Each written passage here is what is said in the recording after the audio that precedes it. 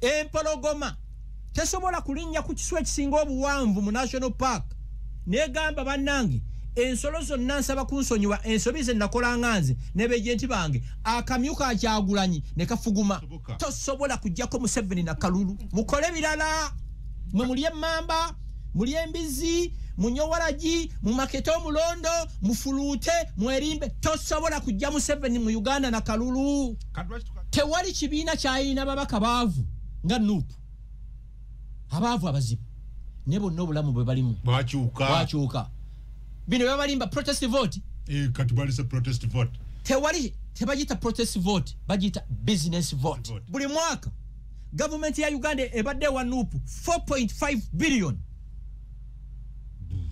ze billion nga 21 emyaka 5 walo business esingeyo mutugende kompola tujja kubambula yenze Haji Arun omusomi w'edduwa asangiwe Bulumaji ku luguudo lw'Ejjinja kola ku bintu ebyenjawulo ng'emuli endwadde zitawanya abantu ababulijjo kola kwabo bonna abalina ebizibu mu mukwano bw'oba olina ebizibu mu mukwano jangu gyendi neyo era nsobola okumalira ensonga kola ku mikisa egy'emirimu kola kwabo abaagala okugenda ebweru muntu nk'okozesebwa amajini okozesebwa saitwani ebyo byonna mbikolako sobola okozesa ennamba z'olaba ku screen bw'oba oyagala mazima this is the show wano situli mu kwekubagiza mu kwekomomma mu kwesaasira tewali bantu baali bawangudde ensi na kwesaasira na kwekomomma tekiriiyo abantu bonna abawangudde ensini each and every sector berwanako si mirundi emeka gy'ogudde n'emirundi emeka gy'oyimuse that should be the message yembagamba oba ogudde emirundi 20 stand up yimiriro ddemu olumbe Jeno Yoweri Museveni Saabalwanyi dream ye y'okufuuka president wa Uganda yagitandika late 1960s mu 70s n'agezaako okulumba Idi Amin Dada n'amukuba n'amutwala 10 mu 79 ne bawamba obuyinza n'atafuna kyayagala yakugamba nti ne bwe bataalibye bululu bwa DP 1980 ye yaligenze mu nsiko n'agenda mu nsiko okuva 1980 paka 85 86 n'afuuka president w'eggwanga oba omwagala oba tomwagala story yetu inspiringa okwekkiririzaamu tunulira omuntu omu n'afuna ekirowoozo nti asobola okuggyako gavumenti mwe muve ku Kampala wano we musiiba ne Uganda tekoma Kampala Uganda egenda paka Kisolo negenda Kweni negenda Arua negenda Mutukula omuntu n'afuna vision yo nti asobola okuggyako eggwanga teri kitasoboka wansi w'enjuba kino nkibagamba fenga tukyali baana bato twakula tuulye South Africa abakabbulu nga bayisa bubi nnyo abantu abaddugavu Nelson Mandela yo ngali mukomera n'amala emyaka 27 mu prison n'afuka the first black South African president oba Mandela asobola okumala emyaka 27 n'avumiriya mukomera n'afuka president wa South Africa asoose ate gwe now it's possible 2008 I remember nga nzuukuka okulaba Barack Obama nga nsabira Barack Obama oyo afuuke president wa America ne shiro oyo nga muzuukusa tulabe debates za Barack Obama kuba zabeeranga osamunana ogw'ekiro nga ku office ngamba abantu nti ono musajja ajja afuuka president wa America nga bagagashumba ate eddaluulyo lyeyongedde miracle neekolebwa 2008 Barack Obama omusajja omuddugavu n'asooka okubeera the first black US president teri kitasoboka muve mu kwekubagiza okubeerawo ng'olowooza nze tebanjagala nze tebanfako simanya step mother wange mujja wange nonsense carry on todda mu kwekubagiza mu kwesaasira gavumenti tetufaako gavumenti ogiyita ani ogina mwani munange kansala gwe nalonda omubaka gwe nalonda mu 2001 yatwerabira omuyita otya akalu kajja 2026 I can assure you kagenda kukyusa bulamu bw'oyo omuntu alondeddwa siggwa omulonzi munsonyiwe ekigambo kino temulowooza nti mbavumo oba mbavoola omulonzi mu bululu obeera ng'ambwa embwa yeeyigga bw'ekwata enjobe nannyini mbwa yalya buli katundu akasinga obulungi embwa bagiwa birenge obulenge n'ekitwe ne politics bwali gwe futi soja gwatimba ebipande noyimba NRM noyimba DP noyimba nupu gwe omulimo gwe guli gumu kuyimba abali abalala message eriemu wepakasize oberemu n'akasente bwoba oli musisi wa chapati zisiike bwoba osiika sumbusa zisiike bwoba oli muvuzi wa boda givuge oberemu n'akasente mwabali mu Buganda naddala Masaka buli muntu aberemu n'ekintu ekivaamu akasente limwe mwanyi lunda ente lunda embuzi bwoba toli musiraamu beera ne kamutambuza ddembe awaka oberemu n'akasente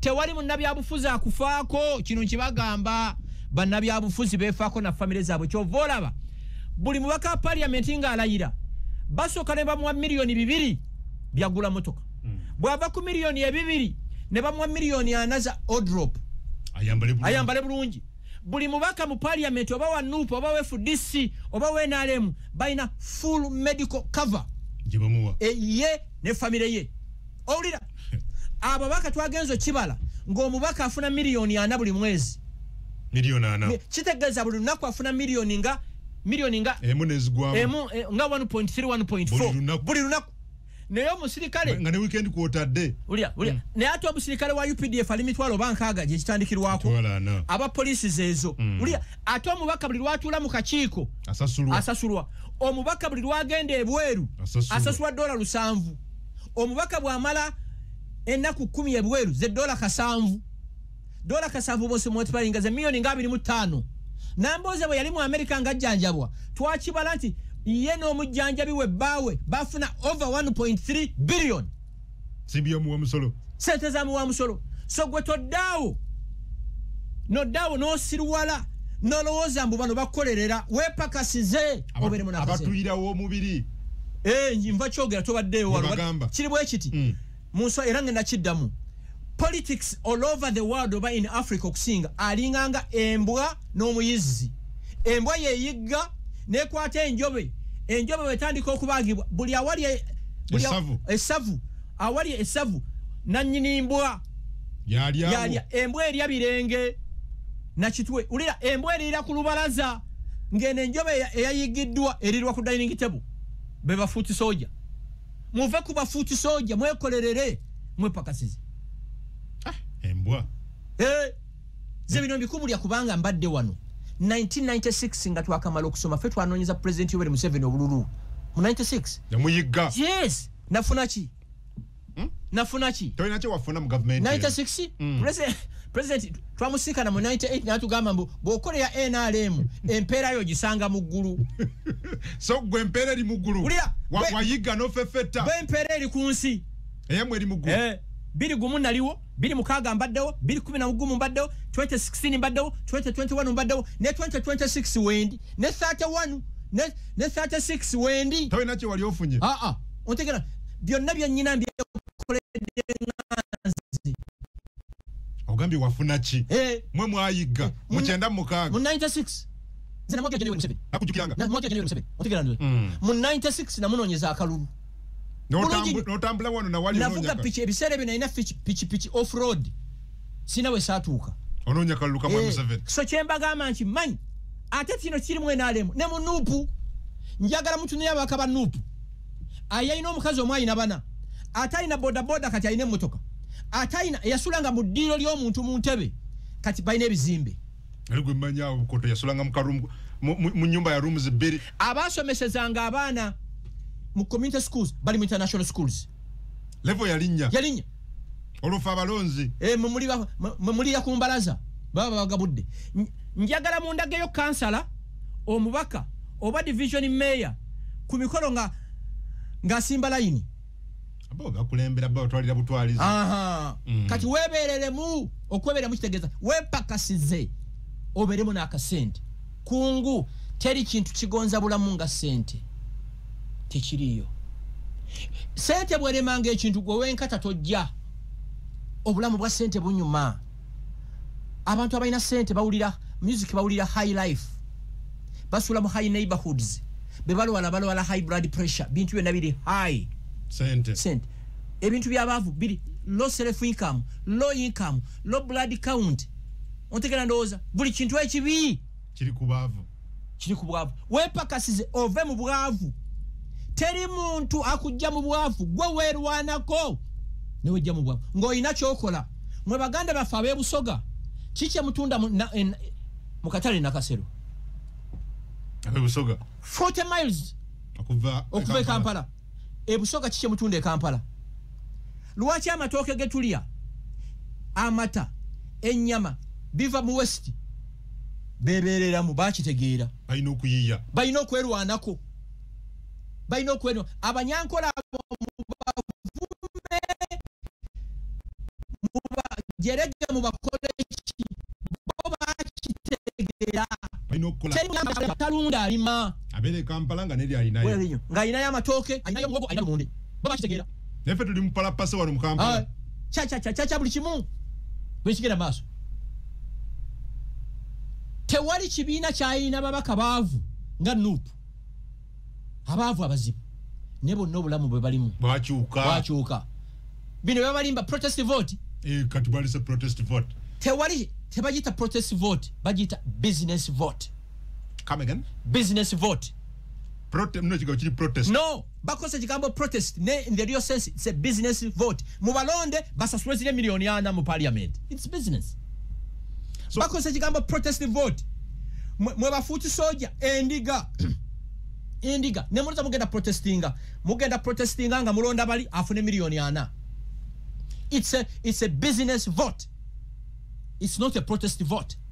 So you cannot tell me you're protesting and you're participating in Mukalulu. Because that's an opposite of it. If it's a protest vote, katwashuminga Kyagulanya azemu na singa ababaka. Talonde leader of the opposition. Ngara we yamulonda mu 2021. Kati sisa nyonyi mukodomi wange. Yaliwo. Sanyonyi wamulabye kena kuzino. Ndudo mulaba. Atamulanga ennyana abuka bubusi bwati. Sanyonyi. Sanyonyi ayine moloka satu. Eya police egula wekubo landi kuza mwali ya milioni 8 negala wekubo abuka bubusi bwati ngenyana. Protest vote. Buli mwaka government ya Uganda ebadde wa Nuupu 4.5 billion. Ze billion ngabiri mwemu emyaka 5.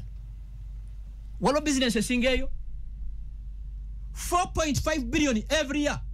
Muva kusuna zabasasula ababaka misala jabwe. Government ewa Nuupu 4.5 billion ngekibina.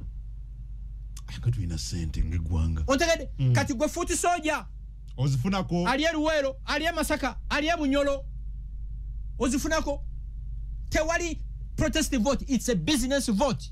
Business vote. Yes, kukola sente walobe Kyagulanyi baga balwanyisa musajja aveeko alagewo baga mutuwe obulutu musajja aveeko bwoba owuliriza radio 4 radio 7 radio 8 ng'osuubira nti Kyagulanyi asobola okujjako mu 7 n'akalulu oli musiru obusiru bwo buzaale ndavuma abantu mwami Gashumba. These are facts.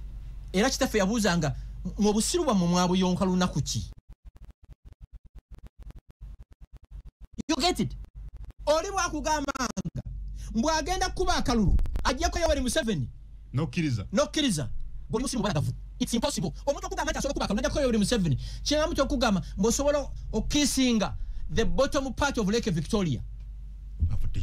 Oba omuntu okugamba mbosobola kissing enjuba. Omuntu okugamba mbosobola kujjako Museveni n'akalu kyama nakugamba mbu osobola okusena amazzi mu Lake Victoria n'ogamalamu. It's impossible.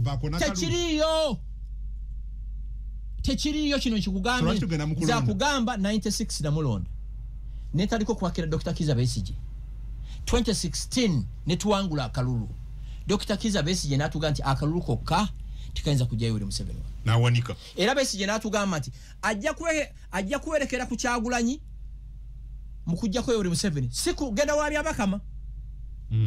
Besigye aliwa mukomera tebakulimba kyamuntu bwanagamba nti Frank Gashumba asobola ofuuka omukazi tekisoboka. Tosobola kujjako Museveni na kalulu mukole birala mwe muli emmamba muli embizi munyowalaji mu makete omulondo mufuluute mwerimbe tosobola kujja Museveni mu Uganda na kalulu. Kadwa tukagendamu gwe nani bana Uganda indiga because tulona after every 5 years business is about exploiting the ignorance.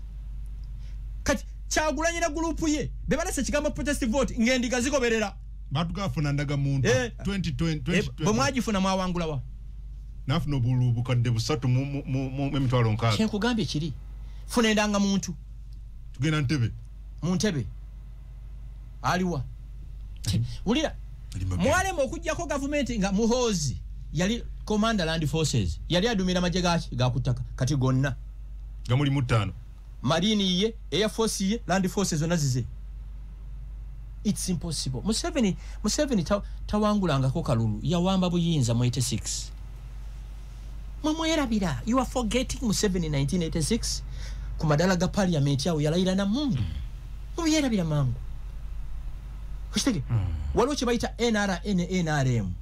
NRM is the political wing NRA ya UPDF yote tojimiza kalulu Kyagulanyi atubulire kyamulema mu 2021 kyagenda okukola mu 2026 anti lichi kyoyogedde ko tekyaliwo eja protest luli waliwo mfuna it's a business vote bana banonyi ba sente ate bazikufunze nazifunye namboze katalina nakabina abigula ubikizibwa namboze twabanga naye ewalu kwago wali ku Lisoni Road abana banyiridde luno kati gwendiga indiga y'ebyobufuzi ngolete ngalabiyo mbojjako Museveni akalo it's impossible mazemu nyamanyi mwami Gashomba sijja kisikera ku radio wano basanyusa ogambye tumala biseera abalowooza nti bano bannabya kambongeremu nakano Yoweri Museveni bwaba asobola okutambula nga asobola okukwata microphone ne 31 ajja kujja ipapula ne 36 as long as akyali mulamu ateze nyala aberenga mulamu line gwanga weriri limwetaaga nnyo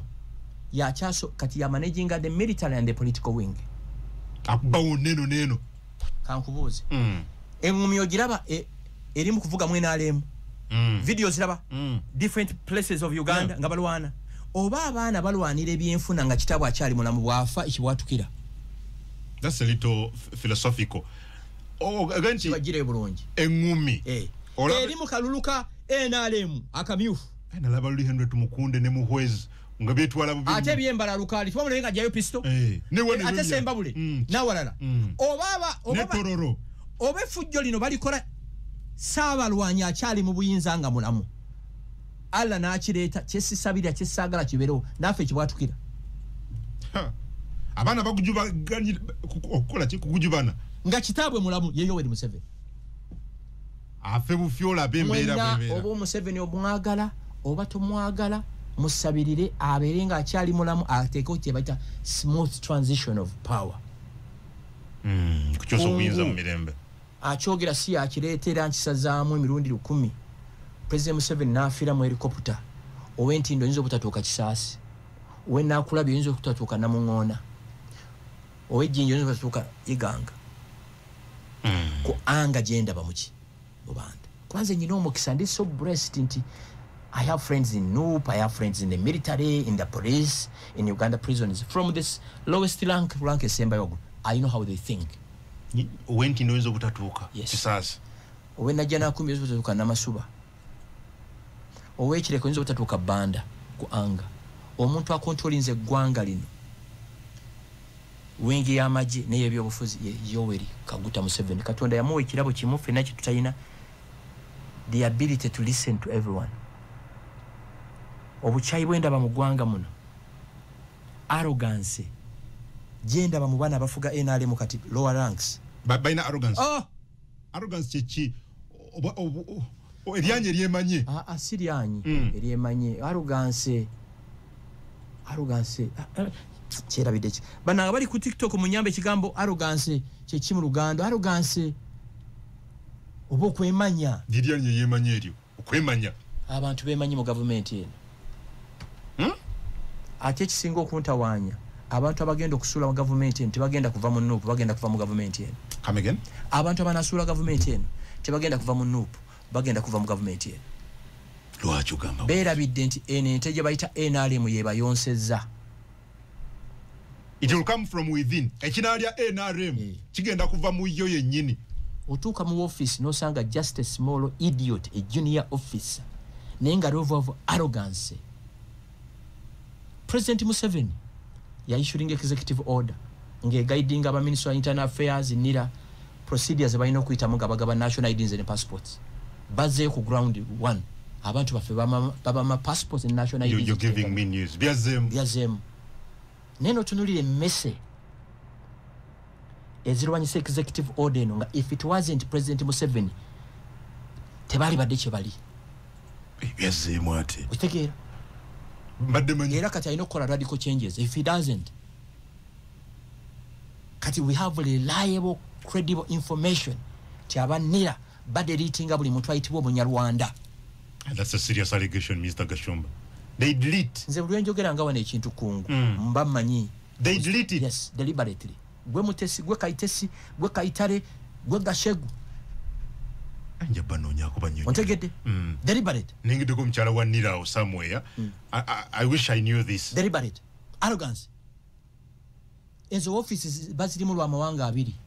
Baganda na Banyarwanda. Olutalo lwaleeta government eno muyinza lwalwanibwa amawanga aga.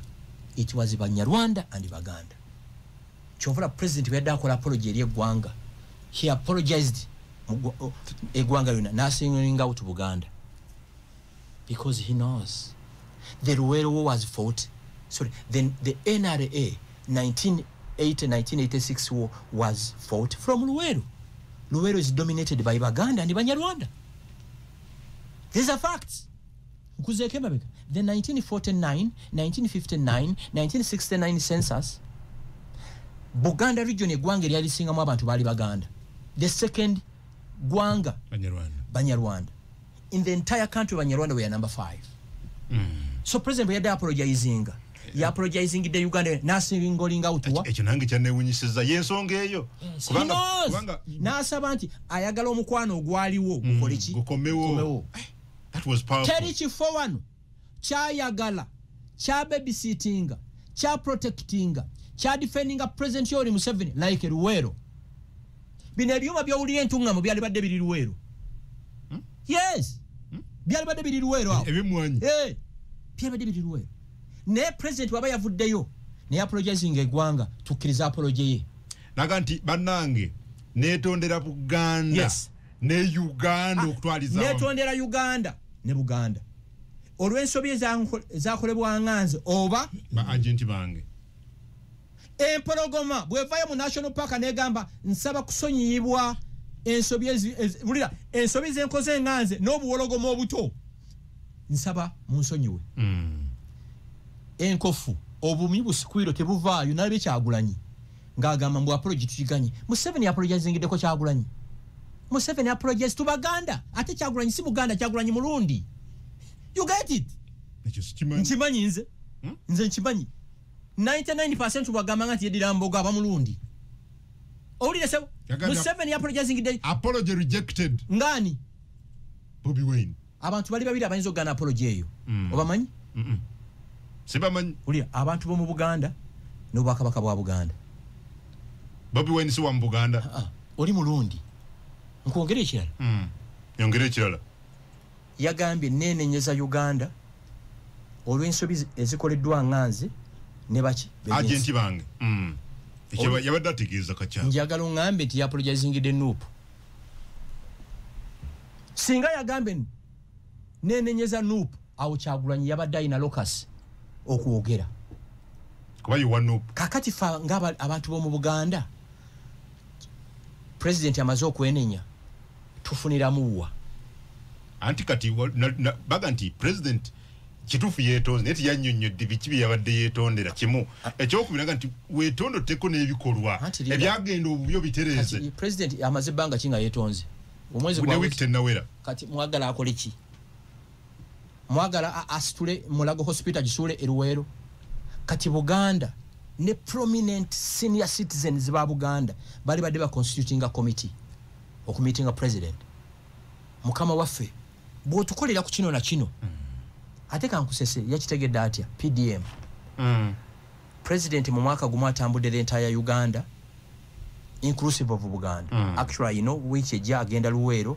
Sorry, agenda Mukono. Agenda Mukono. Yali Luwero na Kasekeli. Sorry, agenda Mukono. Ne Mpigi. Bya bwatambudde mu PDM azudde ebintu bingi. Nti bamulimba. Ekiri ku ground kirala ne bakada benale mu kibamugamba kiki kirala. Kwe kuvayo ne apologizing. Nza apology ya President Museveni na accepting nze n'omutima gumu.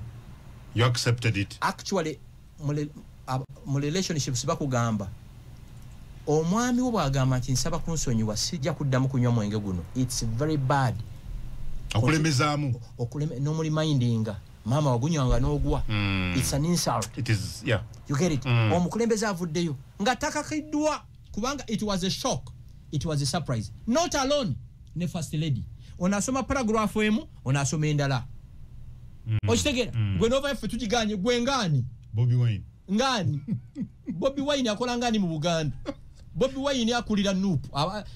Ekibina ky'abajega, ekya Nup, otegera ndowooza. Apology rejected. Ngani? Namula byao mukulu ng'ayogera. Naffe byayogera tubiganye. Byayogera tubikoze eki? Tubiganye. Buganda ekoleyo committee y'abataka b'Emmengo ne eminent leaders from Buganda. Sebo president apology twajiwulidde era tugitekinze into. Naye bino byebinyiga ki? Buganda. Byebinyiga Buganda. Ng'eggwanga litambula. Nkiddamu empologoma tesobola kusinziira ku kiswa ekisinga obuwanvu mu National Park. Negamba nti ebisolo byonna nsaba kunsonyiwa olw'ensobi ze nakola nganze oba beejenti bange. Owulira? Gwa kamyu kasikwiro notandika questioninga ki apology eyo. Kubanga sigo wagiforces okola ki apology. Okay, katono nyuma mimi. Ekifembayo nga tunakita. Yes, dakika.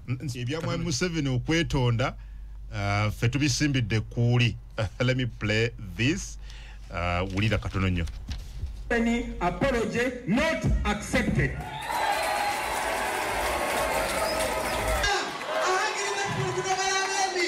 The people. Any apology not accepted. The people of Uganda are rotting in jails. They are being tortured in safe houses and basements. Nails removed. They are being castrated. Our sisters are being raped. Our people are being evicted of their land. Even graveyards are being exhumed.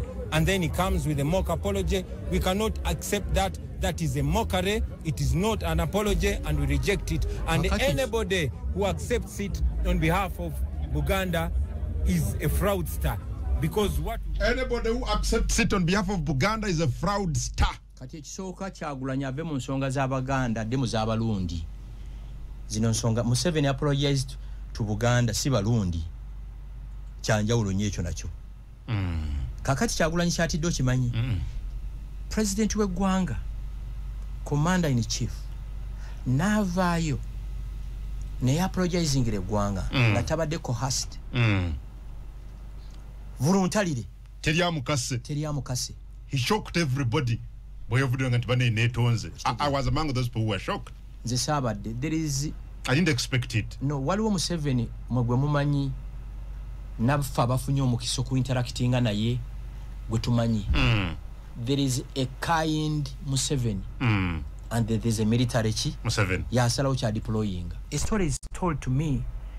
Bamu rejecting nga bamuvuma buli kivumo oli munaku toyina choyina temeka nagende wakingi ono omugabe bamukomya ku quarter guard gwane yagala okulaba ki omugabe natambula nagenda ankole region ya rejecting Museveni Buganda nemu accommodating. These are facts. Wano tewaliwo bantu baagala Museveni nga Baganda n'Abanyarwanda abamwagala oba abamwagala. Okay, abamwagala. Yes, wano tewaliwo area yayagala Museveni nga Baganda n'Abanyarwanda tekiriyo. Naye abalwana balala abali mu kweyagala balala. The question should be, oba mu 1980 the entire Luwero region was dominated by Baganda and Banyarwanda. Lwaki omwo Munyarwanda national ID ne passport atamanyi atayina kakwate ku nsi gye bayita Rwanda? Bye byali byadde ebibuuzo. These are facts. Mwababeera mu Kampala muno nga mubuukanga ennyana bino temubimanyi. Buganda region naddala Luwero region yonna dominated by 2 tribes. Nkiddamu wano tewali ggwanga lyayagala president abajasibo yali Lutamaguzi mukyoli oba Muteso oba Mukiga. Kati Museveni akimanyi tisikoze kimala mu bulamu bw'abantu bano. Nzira kyensaba Buganda eronde eminent leaders ba meeting president Museveni. Okay. 2026 tumanye ekisanja okuva mu 2026 paka 2031 kakiika tuyinza okujja mu government fenga Buganda twagala malwaliro masomero n'ebirala ebintu ebivaamu ku sente twagala eno factory y'entungamo bagiteekeko wane Luweero abantu baffe bafune emirimu nkiddamu empologoma tesobola kulinnya ku kiswa ekisinga obuwanvu mu national park negamba bannange ensolo zonna nsaba kunsonyiwa ensobi ze nakola nganze n'ebejenti bange akamyu ka Kyagulanyi ne kafuguma akamyu ka Kyagulanyi akimanyi nti abaganda be basonyiwa President Museveni obululu bwa Kyagulanyi bwe yafuna mu 2021 bugenda kubeera cut by 70%. These are facts. Kino kyagaye nti kakibecho omuntu anakiriza apology no bya Buganda. Bidandi Sali senior citizen gati boba inake wekoledde yagamba atya? Oyinake wekoledde. Ronda Museveni. Boba inake wekoledde mu Uganda muno. Saba waberewo smooth transition of power. Ekiri Libya mu kiraba? Ekiri North Sudan mu kiraba? Ya Syria mu kiraba? Somalia kisoboka okubeerawo. Bino byempuli abantu nga bagamba mbu emirembe Katonda yagireeta oba yagireeta lwaki Khartoum tegiriyo lwaki Libya tegiriyo lwaki Somalia tegiriyo lwaki Syria tegiriyo gino emirembe gye muli mu Uganda muno ne munyo omwengo okuva mutukula paka Arua okuva kweni paka Kisolo agikwatiridde ayitibwa Yoweri Kaguta Museveni Gasiya yennyini Gasiya yennyini linda byayogera embozi za Kyagulanyi bwagenda kujja ko Museveni ezo zaba zolo bawungu kagati oyo mujega tugamba Museveni amwesobolera sibo kiri fena tumulekera fe twatandika people power ne tumulekera kati nechi ya Faza Musala wamulide Faza Musala sigala mu mirimo gyaffe gy'ekikatoliki Faza Musala nkuyise emirundi emeka nawe ebikolobero by'oyina tovangayo kwenenyeza Catholic Church naffe abakatoliki Faza Musala va mu nsonga zino President oba yenenyereza eggwanga ne Buganda tulinde ekiddako Faza Musala bw'otova mu nsonga zino tujja kwambula gandula eyo Faza Musala tiyakoze Faza Musala limo olubimbi lwo olwa Catholic Church Father chimanyi mba respectinga nnyo muri baganda bange tewaliyo institution je respectinga Catholic Church mu Uganda. There are two institutions ezingo ku respectinga. Okay. Buganda ne Catholic Church. Ompulide. Faza Musala lekera okumokinga President Museveni. Byebine bigambo. Lekera okumokinga President Lindako lekera umumokinga. Kubanga nawe fairo yo kufe yajula da. Amanyiko. Lindako bingi oba Papa Francis asobola okuvaayo ne apologizingira ebibi ebyakolebwa Catholic Church emyaka 50 ensi nekkiriza apology eyo gwani atakkiriza apology ya President Museveni gwani Father Musala ebibyo ate mu bafather toyina na locus kuogera ku bibi Musala nkomyawo damwalumbe Museveni tukwambule gandule eyo taina locus taina bafaza banja abatukirivu Musala tali mu bafaza abatukirivu bwana mukuru so what bafather banja abatukirivu bemanyi Musala toyina locus kuogera ku President Museveni the mere fact that President Museveni yavuddeyo kululwe ne yenenya ngataka kiddwa nasingolinga utu Buganda fe abazalibwa mu Buganda abalina stake mu Buganda tuina kwebuuza kyekikola ki kyekiddako kungu bobo baddo ino omuze ne wa apologizingira mukyala wo ne abaana bo kibi nnyo abaana ne mukyala wo kumokinga kati ne kibakola bagita mokale they are mocking the president yes after willfully apologizing ngono mbamanyi bebano na kusente wa Genosale ngokulonda kwa kagwa abadde yasirika come again bebano na kusente wa Genosale ebyama tujja kubyogera ate namwe abafaza abasiyaza abaana namwe muvemu apologizing batusirika temutuyita basiru kitusawo mami kumba batusirika temutuyita basiru namwe abasiyaza abali mu Uganda abasiyaza abaana namwe muveeyo mu apologizing timutusonyo twa apologizing mubamanyi kubyenjogera wano sogera ko na 6% kubyemanyi abasiyaza abaana wano nga berimbise mu linnya lya Katonda ono si yagamba ko Lumumba abafaza bawase ni eklezia musonyiwa kati kankusese gwe toli mu katoliki okufuuka faza osoma primary nogimaliza nogenda O11 nosoma seminary nogenda mu major seminary nova mu major seminary nofuuka mu diankoni nova mu budiankoni nofuuka faza ng'okimanyi toli wasa faza takkirizibwa kuwasa kiraba bw'oyingira mu magye lindako kya Allah kiraba bw'oyingira mu magye bw'oyingira police bw'oyingira Uganda prisons olina okugondera ebiragiro by'abakama abo si bwe kiri otakinga orders no questioninga later teri faza akkirizibwa kuwasa lwaki yali ayagala bawase ono faza tuviire ku bakazi baffe ogamba father Msala yali ayagala kuwasa so mugamba ki atuviire ku bakazi nawe faza vayo apologizingire bakatoliki bonna elwekiro kiwali olesemu kya bafaza bawase abaviire ku bakyala abakyala baffe faza be bakusonyiwa bako uliya no katoliki church bwekola faza bwokole fujjo ne bakususpendinga okuzza mu bufaza owandikira pop yakupadoninga naita mu process eyo yonna Allahu akbar Archbishop the late Solwanga yajinsomesa procedures oyino kuitamu ne faza omulala yafuuka omulokole eyali mukwano nnyo gwa Kisolwanga mwerabidde erinnya gobo wa apologizingira Pope Francis lwaki bakusonyiwa dini kijja musomesa eno mwe musonyiyibwe naye badimanyi Katonda akiza okusonyiwa yes mwe musonyiyibwe Museveni aleka kusonyiyibwa dini ki nga yetonze Wilfred teri amuforcinze temututinkula bannange bannadini temututinkula tumanyi bingi temututinkula bwe tutaboogera ko tikitegeeza nti tubamanyi okay president yagamba nti bana abazungu tebategeera nti toli happy until you tell them to go and eat their mother's something some of these friends of ours tebakimanyi tubamanyi tusirika Catholic Church ye mama wange Buganda ye mama wange nyine ebyama bingi byensirikira omukulembeze w'eggwanga Saabalwanyi avuddeyo n'etondera eggwanga lyonna nasingolinga utu Buganda ate kinabe kyanyiziza olw'okusingolinga utu Buganda iyo gati nzija kakati gwe father n'ogamba mbu yali genza an extra mile gwe bwe wali wenenyeza papa waliwo terms and conditions sigo wali osaba mbu wase va mu bufaza bobo yala kubasa bakazi mu batulekere byengera bya Allah mwe mwabitulekera simple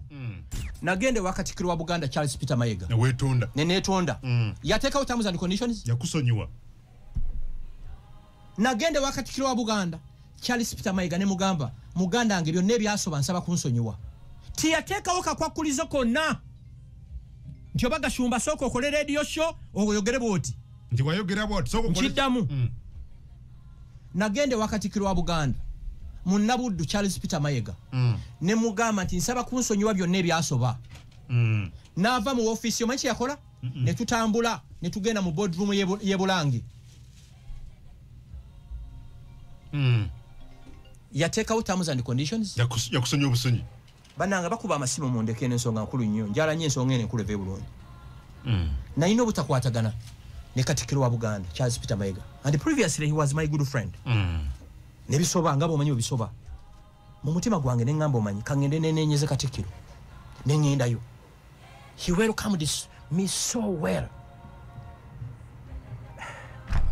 ene nkofunje gamba ndi ku live ekyakuba anange kale soko mmalize ku radio nsijja mumaliriza ensonga eno nkulu nnyo okay omuntu bwavaayo ne yenenya toteekawo bukwakulizo akugambi nenenya olw'ensobya ezange ne b'agents bange agent kyeki abasigirwa abatume gwe ng'ogamba yalikoze kino kanzire ku nsonga ya katikiro wa Buganda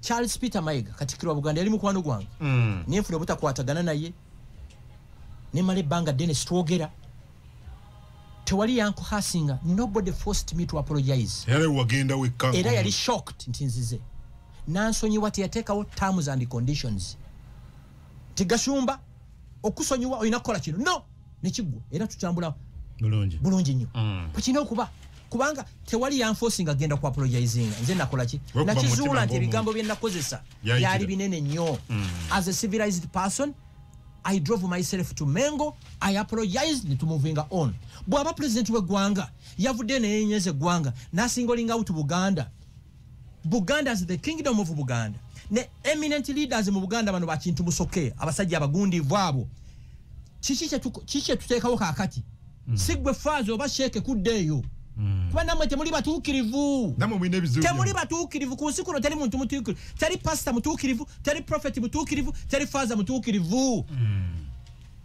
this is a joke mubali mu Geyena omukatoliki n'alaba Saba Kristo mu Geyena n'agamba Saba Kristo nawe oli wano namugamba yogera mpola ne Paris priest ali wano omukatoliki n'alumba Paris priest namugamba Paris priest nawe oli wano timunange yogera mpola ne musonyoli ali wano fena suli batuukirivu fena twetaaga a peaceful Uganda where we can do business where our children and grandchildren can live in harmony. Okay. Chetwali badde tugamba kakati ekiri urgently needed in Ugundi South Africa Truth and Reconciliation Commission. Yes, yetwetaaga. Nesi kugamba Museveni yenenyeza mbwata akole kino. Mwate bibi ebyammwe. Mutugende kompola tujja kubambula. Good. Tugende kompola tujja kubambula gabi ngomi gashomba ku radio. Magambo nyino obujulizi.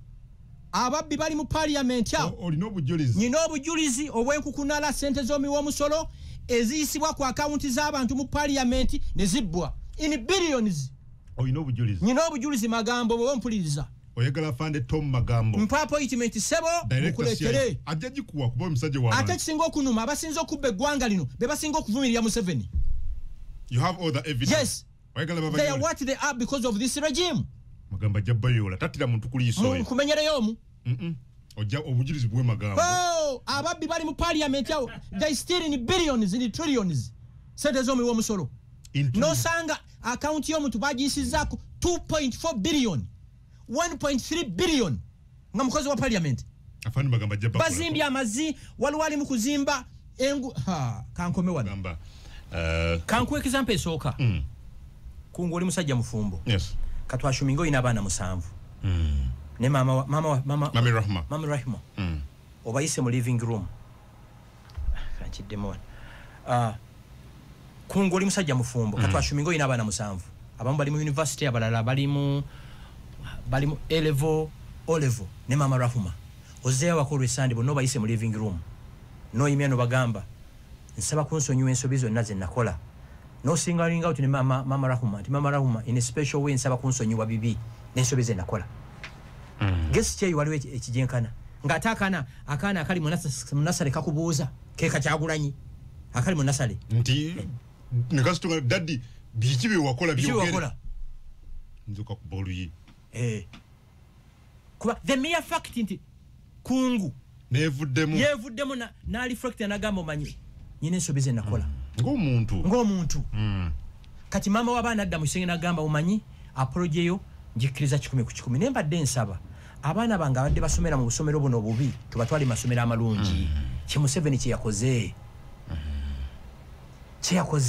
kutereeza byasoba Papa Francis kire ku record yafudde yenenyereza olw'ebibi ebyakolebwa Catholic Church emyaka 5 emyaka 7 abafaza mu America abalyanga abaana ebisiyaga ensi n'ensonyiwa Catholic Church ne family ziri you get it kati gwani avaayo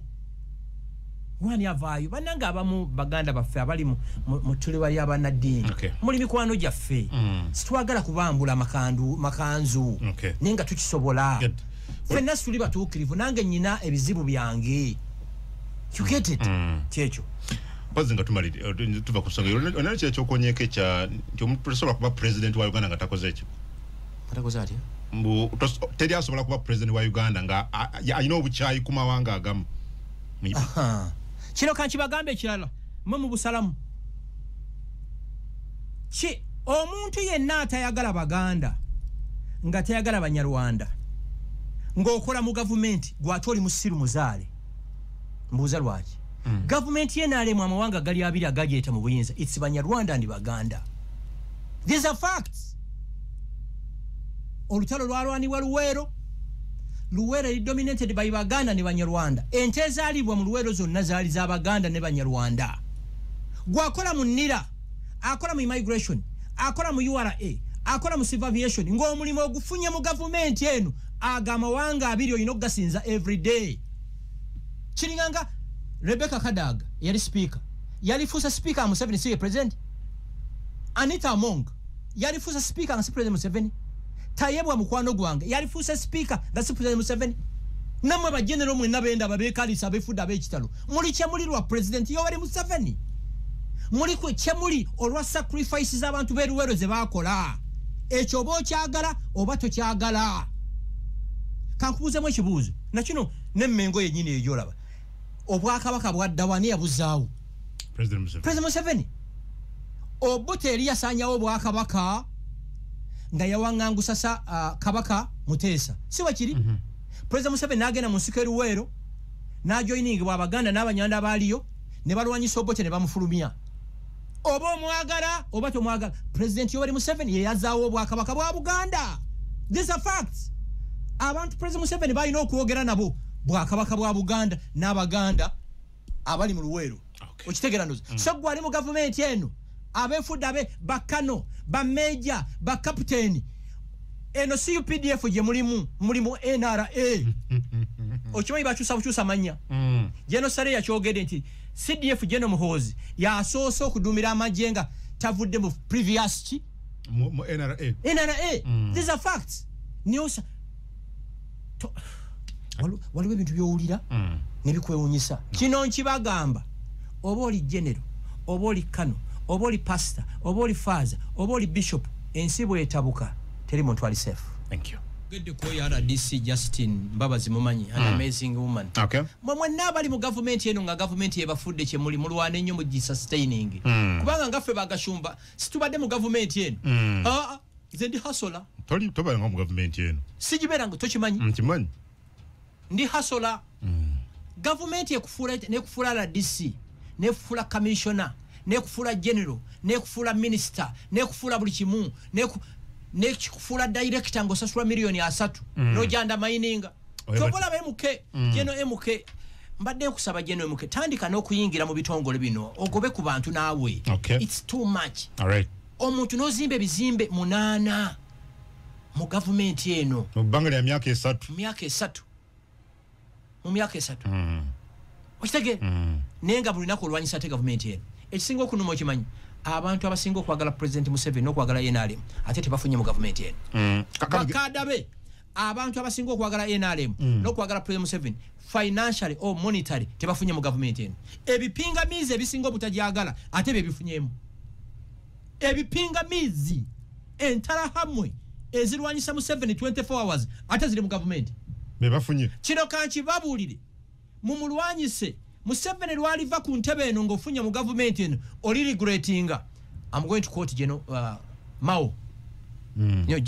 Chairman Mao. Wa China. Chairman Mao wa DP. Kiteke kumpe badde manyoga Mao Zedong oli gwe manyi.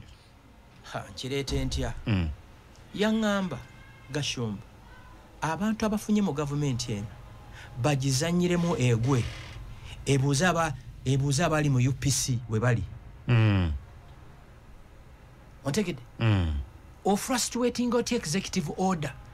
President Jayisa. Okay. Nagamba nti omuntu ofuna passport you must have a national ID. Ekyokubiri dayo gyozaliwa Luweero Nakasongola Masaka bakakasenti ono munansi waaki wa Uganda. Olina aleta ebiwandiiko byonna. A small junior officer. Obe general. Nagamba gutoli mu Uganda genda ogulo buki. Obutoze.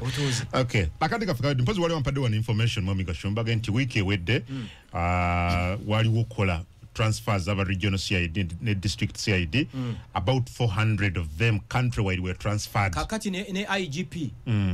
Ani IGP? Abasi yakagaba. Na ya transferring ba DPC ne bara PCs. Okay. Omupolisi amala atya ku police station emyaka 3 station ya nyina ya kitaawe. Tukomye wano. Linda ko tokomao.